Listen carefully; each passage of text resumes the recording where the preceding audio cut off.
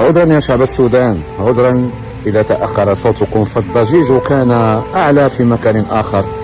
عذرا يا شعب السودان، فبعض المؤثرين كانوا منشغلين بتشجيع من يكبس أكثر باسم العروبة أحيانا، وباسم الدين حينا، وباسم الترند دائما وأبدا.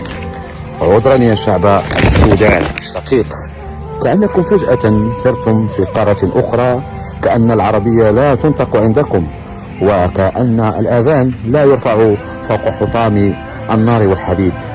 عذرا يا شعب السودان الشقيق، مأساتكم لم تكن مناسبة للنشر، فالحرب قطعت الانترنت، وأنتم تعلمون جيدا أنه لا تفاعل بلا انترنت، لا ريتش بلا مشاهدات، ولا ادسنس بلا قطيع وجوقة.